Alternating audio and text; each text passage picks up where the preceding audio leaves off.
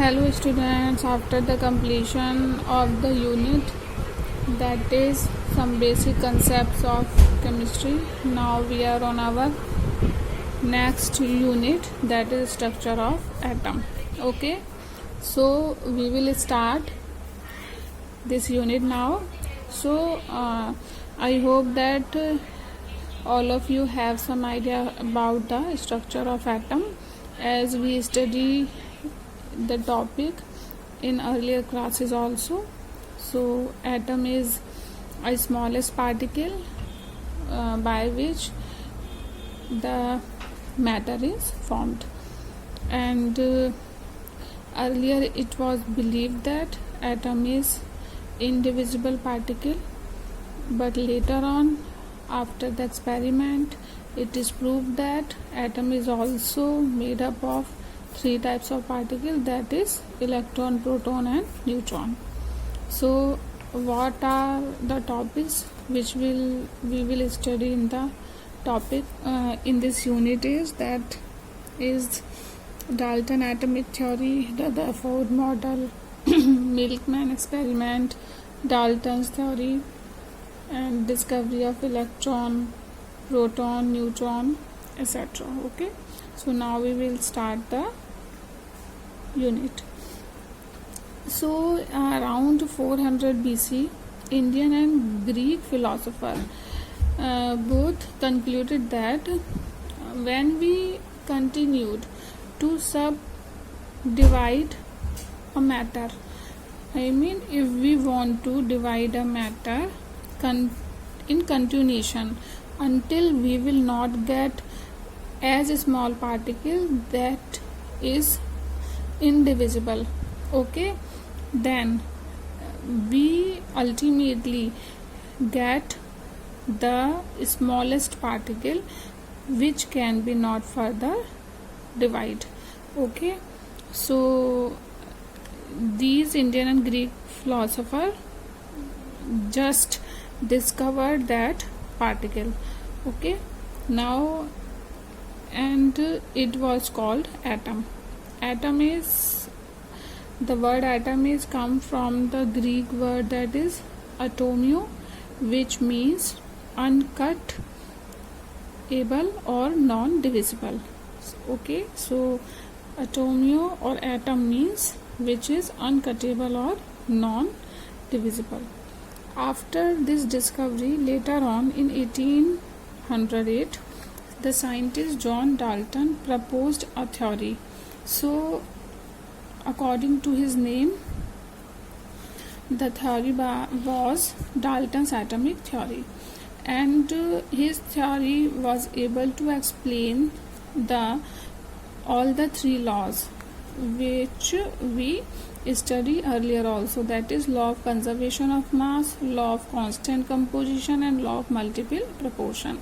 So all the three laws was described or explained by the Dalton's atomic theory. Now we will go to the discovery of electron now. So J.J. Thomson, for the discovery of electron, we just go through the experiment, that is J.J. Thomson cathode ray tube experiment. Okay, so J.J. Thomson was inspired to discover electrons with a natural phenomena of lightning. So the conditions which he took to conduct his experiment was quite similar to the natural phenomena. So the condition was first low pressure, because lightning occur high in the sky or clouds, it means there is low pressure, because near the earth there is high pressure, but when we go high, so pressure decreases. So he took low pressure. Next, inert gases. He used inert gases for his experiment. Next, high potential, because lightning natural phenomena lightning also has a great potential that it can destroy the things when it falls on earth. So he took high potential and he took the electrodes which was made up of metals, and for his tube he arranged the electrodes, that is positive and negative, anode and cathode, around 10 to 20 or 30 centimeter far away from each other. Okay, so it was somewhat like this. So here is a tube that is called cathode ray tube, and in which two electrodes are fixed, that is cathode and the anode. And we here for the high potential we connect the battery of 10,000 volt. So the negative terminal is attached to the cathode and positive is to the anode, and it is a vacuum pump to pump out the air which is present in the tube, and these are the presence of inert gas in the tube. Here a fluorescent coating of zinc sulfide is done. So after the experiment, when he connected the circuit, he observed that some small particles are coming from this side and they are hitting on a fluorescent tube. Now anode plate is perforated. It is perforated means holes are there in the plate. So the particles which are coming from the cathode are able to go through this plate and they were hitting to the fluorescent coating. After that, later on Thomson did what he did, that there was a risk for the any accident because of the high voltage or potential which he was using in his experiment. So what he did, he just reduced the gap between the electrodes, and it was now about 10 centimeters instead of 30 centimeter. Okay, and he also reduced the potential from 10,000 to low potential to avoid the risk during the experiment. Okay, now what are the result which he observed from his experiment? The result was that the cathode rays starts from cathode and go towards the anode. So the rays or particles which are coming from the cathode, they are called cathode rays. So they arise from the cathode and they move toward the anode. Now cathode rays always travel in a straight line, and they also travel with the speed of light, that is 3 into 10 to the power 8 meter per second. And the last is cathode rays consist of negatively charged particles, and those particles was identified as a electron by J.J. Thomson. Okay, so these was the result of the experiment of J.J. Thomson. After that, what happened? Now J.J. Thomson further continued his experiment to find out the mass ratio of electron, charge to mass ratio of the electron. So what he did, he just modified his experimental tube. Now it is like this. The tube is modified from this pattern to this now. So we just see that what are the things he used in his experiment. That is, here is a circuit in which battery is applied and the negative terminal attached to this plate and it is cathode, and positive terminal is attached to this plate and this is anode. So what he did, very first he just applied a charged plate, that is positive and negative plates in front of the cathode rays. So when the cathode rays was coming from this plate, and it is a perforated anode, so they escape from here, and when they come, so they hit on a point. It is a fluorescent screen, so they hit on point A, right here. So what happened, that due to the presence of the charged plate, the cathode ray just deviated from its path and they hit on the point A on a screen. Next, what he did, he just removed these two plates. He removed charged plates. Now what he did, he just put the horseshoe magnet. Okay, he put the horseshoe magnet, and what he observed, that cathode rays which were coming again deviated because of the magnetic field, again deviated from the path and hit on the point C on the screen. In the influence of the charged plate, the cathode ray hit on the point A. When charged plate were removed, then again the cathode rays, in the influence of the horseshoe magnet, they hit on the point C. Now in third condition, what he did, he put both the things together, charge plate as well as the magnet.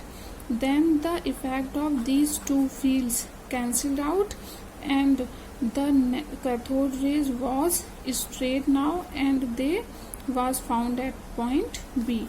So when we found the point A, it is because of the charged plate. In the influence of charged plate,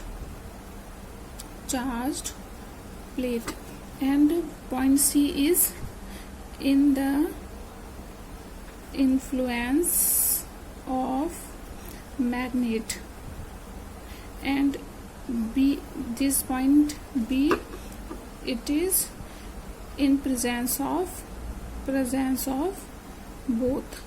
Okay, so what we observed, that it is now in a straight line. Okay, now after this experiment, what the Thomson concluded, he concluded the mass charge ratio.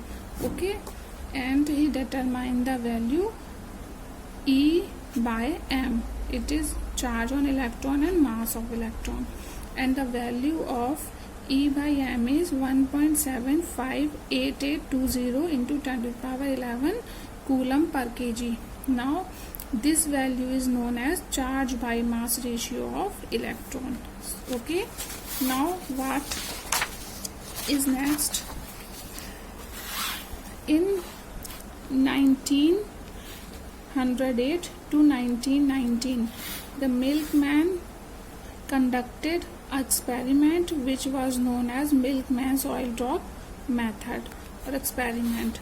So in his experiment, he just used this apparatus or a device, and in this he used two charged plate, that is positive and negative.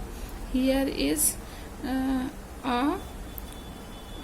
arrangement from where oil is supposed to be sprayed into the container. Right now, X-ray are here in the container to ionize the gases present in this device, okay, or apparatus. Now here is a small hole, so if oil drop will come, can come from this hole to this area. Okay, now what happened, he just adjusted the charge into the apparatus from outside. So he just observed that when he increased the charge inside the apparatus, then this oil drop supposed to be go up, and when we decrease the charge inside the apparatus, then this drop supposed to be go down. And when he just fix the charge and then what happened, that this oil drop is supposed to be stable in the center. So what he concluded, that oil drop is also made up of the charged particle. So under the influence of a charge, it is reacting like this. So after his experiment, he concluded the charge of electron, that is 1.6 into 10 to the power minus 19 coulomb. Okay, so after this experiment, what he did, he just concluded the charge of electron, as he was adjusting the charge from outside. So when the charge from the outside balanced with the charge on the drop, so it means that will be the charge of the electron. Okay, now we know that J.J. Thomson gave the value of E by M ratio, that is 1.7588 20 10 to the power 11, and the value of electron, that is charge of electron, is given by the Milkman, that is 1.6 10 to the power minus 19. So by using these two values, we can easily calculate the mass of the electron. So what happened then mass of electron M will be 1.6 into 10 to the power minus 19 divided by this value. Okay, after that we will get 9.1094 into 10 to the power minus 31 kilogram. So mass of electron is thus concluded this much. Okay, so what is the mass of electron? That is this one. What is charge of electron? That is this much. Okay, so I hope you understand the discovery of electron, the charge of electron, the E by M value, and the mass of electron also. Okay, I hope you will again go through the video to understand it better. Now we will go for the discovery of proton and neutron. Okay.